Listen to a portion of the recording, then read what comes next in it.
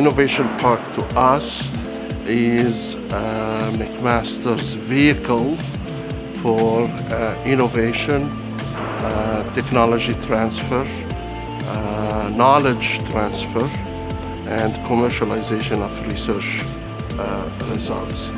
Our mandate is to support economic development, to support the commercialization of research and innovation, as well as to develop these real estate assets here.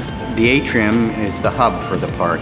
This space that we're next to right now houses a very eclectic mix of tenants and allows them to interact with each other in the hub, in the atrium space. Our role at the Innovation Factory is really to be a catalyst for innovation. That means helping entrepreneurs, but it also means bringing in an ecosystem of volunteer mentors, small, medium enterprises, the institutions McMaster and Mohawk, and bringing all those people together to help form an innovative community. The benefits of being at MIP is, first, the building itself is just a beautiful building to show customers. The atrium out in front of our office is where we host a lot of events.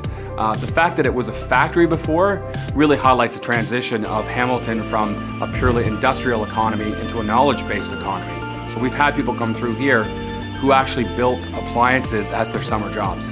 Well, I think some of our graduates now are working on technologies that will be the foundations for either the next companies we see or to help innovate these existing companies out there, from robotics to advanced manufacturing to software to health sciences. All of those are businesses that exist in Hamilton today. I expect us to be the leading edge of that.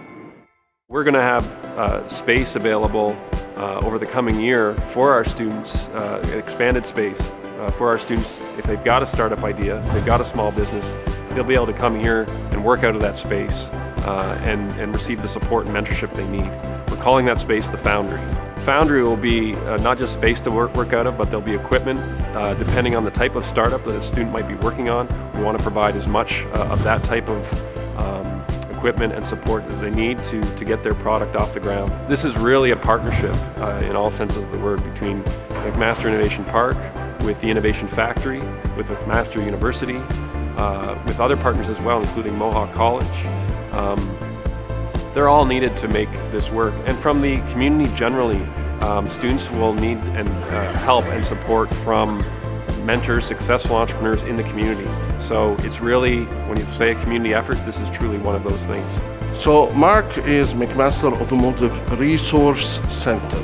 We emphasize the resource as opposed to research. It is designed to be a resource to the automotive industry. It is the home of what we think is the most advanced research in electric vehicles and hybrid vehicles in Canada. It is, we believe, a major step forward in terms of developing the innovation park and positioning McMaster as the lead university in Canada in automotive research. We actually have a master plan that encompasses 10 buildings on this 36-acre site over a period of 10 to 15 years. It's hard to predict the exact rate of development, but we would expect in the next 10 years to see that many buildings and probably 1,200 to 1,500 people working on site. It's really part of the overall mission of the university to help develop and commercialize research that the research scientists at McMaster are working on. The Fraunhofer Institute system was created in Germany after Second World War. These institutes exist to bridge the gap between fundamental basic research, applied research, and the private sector. In other words, their output must have direct implications on the private sectors, on companies. So the particular project centers that we are talking about focuses on biomedical engineering and advanced manufacturing. Advanced manufacturing of human cells. So mass production of human cells which could be used for therapeutic and diagnostic purposes.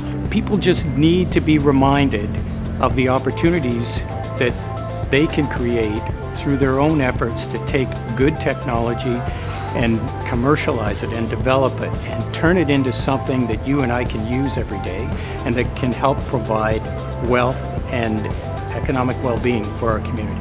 It's great to have a community that is a fabulous place in which to live and work and play, but for this community to move forward, we have to add something to that. We all have to realize, and we all have to make it true, that this is a great community in which to invest. You have to put dollars in the ground.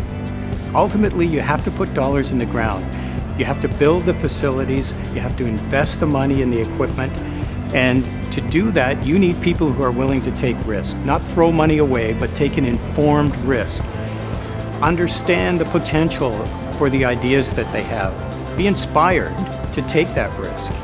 And we need more people willing to do that. We need more people like George Westinghouse, who first pioneered these lands and developed them for industrial use. If we do things right, and students are actively working on startups in this space, and if we're providing connections for them in the community, they're much more likely to be successful. And if they have these community ties, they're much more likely to keep their businesses in Hamilton. So it's not just about helping students develop their startup ideas, but it's about helping them establish their success and their startups in the Hamilton community, and that's good for everyone. The idea is that we're creating an opportunity here to diversify the economy of Hamilton, to go beyond steel production, to create a new industry with a significant and tremendous opportunity for growth. Growth in terms of job creation, all levels of job creation, white collars, blue collar, but most importantly, it's a high-tech, futuristic, if you like, something that we think is going to be extremely important in the next 5, 10, 15 years. So we're looking at the future. We're looking at the future. Let's all become more familiar with some of the great entrepreneurs of our era, and there have been many. Young people know the story of Steve Jobs.